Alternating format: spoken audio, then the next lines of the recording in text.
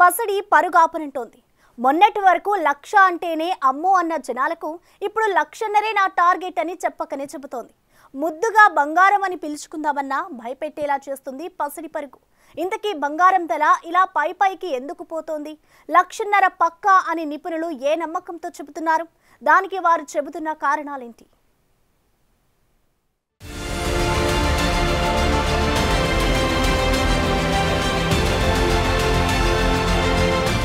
పలుకే బంగారమాయన అని ఊరికే అనలేదు పెద్దలు. బంగారానికి ఉండే విలువను అప్పుడే ఊహించారు. అందుకే ఈ పసిడి ధర పరుగులు ఆపడం లేదు. కాస్త తగ్గినట్టే తగ్గి ఇప్పుడు మళ్లీ పైకి పరుగులు తీస్తుంది. ఇకపై మీకిష్టమైన వారిని ముద్దుగా బంగారమని పిలవాలనుకున్నా కాస్త ఆగి ఆలోచించాల్సిన పరిస్థితి తీసుకొచ్చింది ఈ అసలు బంగారం. ఇప్పటికే 1,00,000 దాటింది బంగారం ధర. అయితే ఇది కాదు ఇప్పుడు అసలు మ్యాటర్. ఈ ధర 1,40,000 నుంచి 1,50,000 వరకు చేరుకునే అవకాశం ఉంది.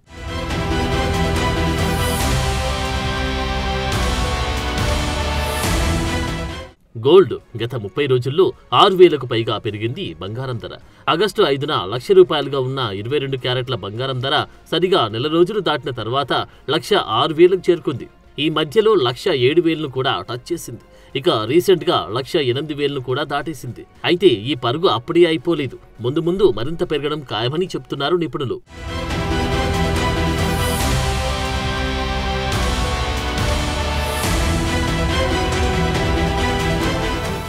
మరి పసిడి ధరకు పరుగులు ఏంటి అంటే సమాధానం అంతర్జాతీయంగా పెరిగిన అనిశ్చితి పరిస్థితులు, యుద్ధాలు, ఇంకా ముఖ్యంగా అమెరికా అధ్యక్షుడు డొనాల్డ్ ట్రంప్ తీసుకునే అడ్డగోలు నిర్ణయాలు. మామూలుగా చరిత్రలో ఎప్పుడూ లేనంతగా ఆల్ టైమ్ హైలో బంగారం కొండెక్కి కూర్చింది.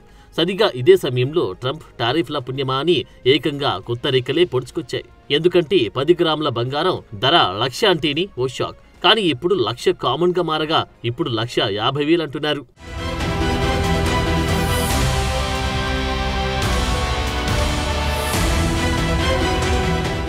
నిజానికి చాలా మంది జాతీయ అంతర్జాతీయ నిపుణులు బంగారం 1,00,000 దాటుతుందన్నారు. కానీ దానికి చాలా సమయం పడుతుందని ఊహించారు. కానీ అంత టైం కూడా ఇవ్వలేదు. సూపర్ ఫాస్ట్ గా టార్గెట్ చేరుకుంది. బంగారం ధర మరింత పెరగడానికి కొన్ని కారణాలు చెబుతున్నారు నిపుణులు.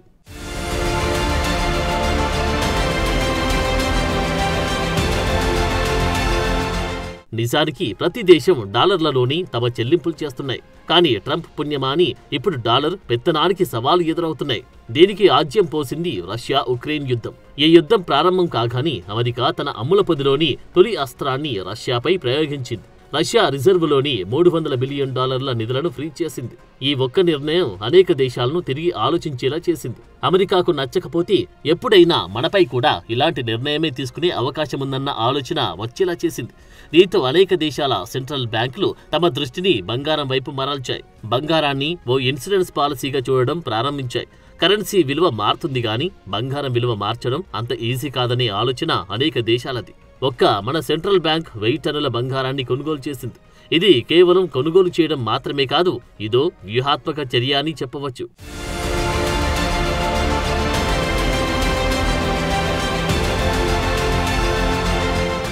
మన దేశంలో కూడా బంగారానికి ఉండే ప్రాముఖ్యత అంతకంతకు పెరుగుతుంది. ఈ ఏడాది జూలై, ఏప్రిల్ మధ్య జరిగిన లెక్కలను గమనిస్తే ఇన్వెస్టర్లు జూన్లో 2,000 కోట్లు, జూలైలో 1,256 కోట్లు బంగారంపై ఇన్వెస్ట్ చేశారు. ఏదో పండగల సమయంలో కొనుగోలు చేసినట్టు కాకుండా భారతీయ సంస్థలు ఇప్పుడు బంగారాన్ని ఓ అసెట్ గా చూస్తున్నారనేది దీన్ని బట్టి అర్థమవుతుంది.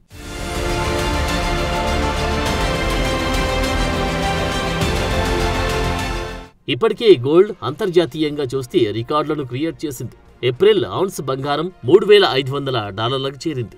ఇప్పుడు అది మరింత పెరిగే అవకాశం కనిపిస్తుంది. ఈ బంగారం ధరల పెరుగుదల వెనుక ట్రంప్ హస్తం కూడా ఉందని చెప్పాలి.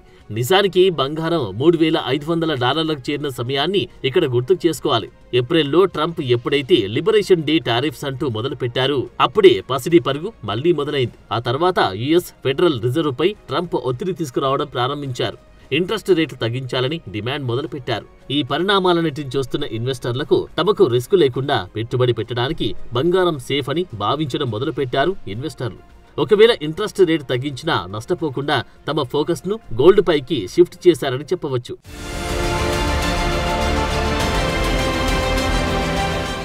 ఏ దేశ కరెన్సీ అయినా దాని విలువ తగ్గిపోతుందని తెలిసినప్పుడు ఆయా దేశాలకు ప్రత్యామ్నాయంగా అనిపించేది బంగారమే. అంతేకాకుండా అమెరికా బాండ్లను కొనుగోలు చేయడం కంటే తమ డాలర్ రిజర్వులను బంగారంగా మార్చుకోవడమే మేలనే భావన ఇప్పటికీ అనేక దేశాల్లో ఉంది. ట్రంప్ పాలనా తీరు, ఆయన సంచలన నిర్ణయాలు చూస్తుంటే యుఎస్లో వ్యూహాత్మక పెట్టుబడులు పెట్టేవారు 1-2 సార్లు ఆలోచించుకోవాల్సిన పరిస్థితి. అంతేకాకుండా ప్రపంచవ్యాప్తంగా ఉన్న కేంద్ర బ్యాంకులు గతేడాది దాదాపు 1040 టన్నుల బంగారాన్ని కొనుగోలు చేశాయంటేనే అర్థం చేసుకోవచ్చు. ఈ కొనుగోళ్లు ఇప్పటికి కూడా ఆగడం లేదు.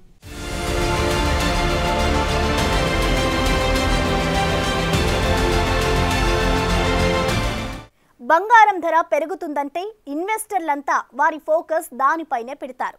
మరి ఇది ఎంతవరకు సేఫ్? నిజంగా ధర పెరుగుతుందన్న భరోసా భారీగా పెట్టుబడులు పెట్టొచ్చా? బంగారం ధర అలా పైకి వెళ్లడం ఎంతవరకు నిజం? గత అనుభవాలు ఏం చెబుతున్నాయి?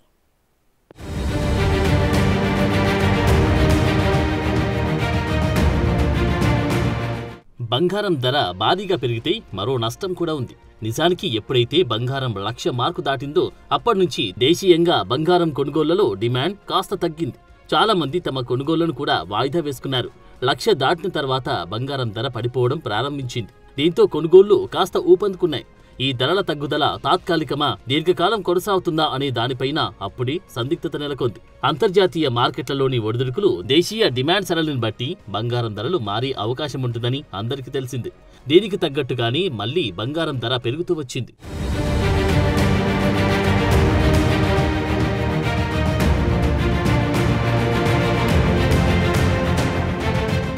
బంగారం రికార్డు స్థాయిలో ట్రేడ్ అవుతున్నప్పటికీ ఒకేసారి పెద్ద పెట్టుబడులు పెట్టడానికి ఇది ఉత్తమ సమయం కాకపోవచ్చన్నది విశ్లేషకుల సలహా. పెట్టుబడిదారులు కాలక్రమేణా చిన్న మొత్తాల్లో కొనుగోలు చేయడం ద్వారా బంగారాన్ని పోర్ట్ఫోలియోలో చేర్చుకోవచ్చని అంటున్నారు. ఇక పెట్టుబడిదారులు ఖర్చులను నిర్వహించడానికి డిజిటల్ బంగారం లేదంటే ఈటీఎఫ్లలో ఎస్ఐపీల ద్వారా అస్థిరమైన కొనుగోలును ఎంచుకోవచ్చని కూడా చెబుతున్నారు.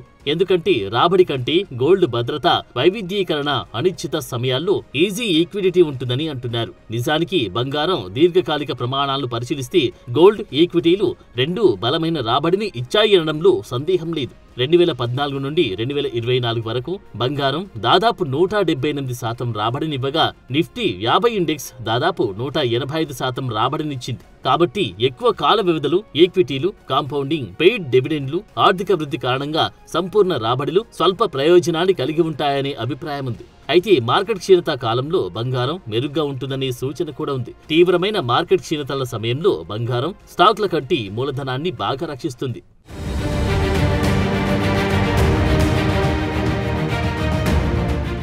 సాధారణంగా బంగారాన్ని స్టాక్స్ కంటే సేఫ్ ఇన్వెస్ట్మెంట్ గా భావిస్తారు. ఎందుకంటే ఇది ఆర్థిక అస్థిరత, ద్రవ్యోల్బణం సమయంలో విలువను నిలబెట్టుకుంటుంది, తక్కువ అస్థిరతను కలిగి ఉంటుంది. స్టాక్స్ అధిక రాబడిని అందిస్తాయి, కానీ మార్కెట్ హెచ్చుతగ్గుల కారణంగా ఎక్కువ రిస్క్ తో ఉంటాయి. అయితే బంగారం దీర్ఘకాలంలో స్టాక్స్ లాంటి అధిక వృద్ధిని ఇవ్వకపోవచ్చని నిపుణులు అంటున్నారు. ఇది ఏది సురక్షితం అనే క్వశ్చన్ కు సరైన సమాధానం చెప్పలేం.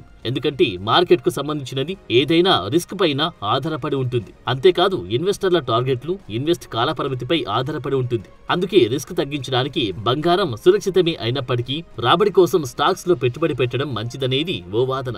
నిజానికి అందరూ బంగారంపై పెట్టుబడి పెడితే ఆర్థిక వ్యవస్థలు, మార్కెట్లు అనూహ్యమైన పరిణామాలు జరగడం ఖాయం.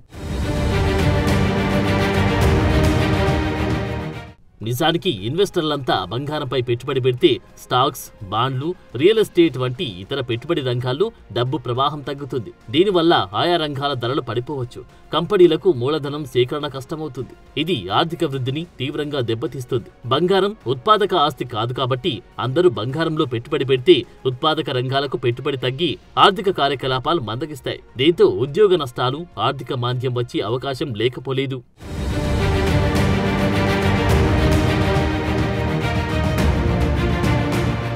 ఇక్కడ మరో కోణం కూడా ఉంది. బంగారం ధరలు అతిగా పెరిగితే కూడా నష్టమే. మనం చెప్పుకుంటున్నట్లు కొనుగోలు తగ్గితే ఒక్కసారిగా ధరలు పడిపోయే అవకాశం ఉంది. ఇది ఇన్వెస్టర్లకు ఓ చేదు జ్ఞాపకాన్ని మిగిల్చుతుంది. దీనికి తోడు బంగారం అనేది ఓ లోహం.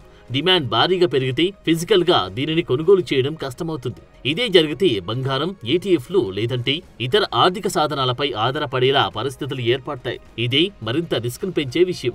అందుకే తాత్కాలికంగా బంగారం ధరలు పెరిగినప్పటికీ ఆర్థిక స్థిరత్వం కోసం స్టాక్స్, బాండ్లు, బంగారం వంటి వివిధ ఆస్తుల మధ్య బ్యాలెన్స్డ్ గా ఇన్వెస్ట్మెంట్ చేయడం అవసరమంటున్నారు నిపుణులు.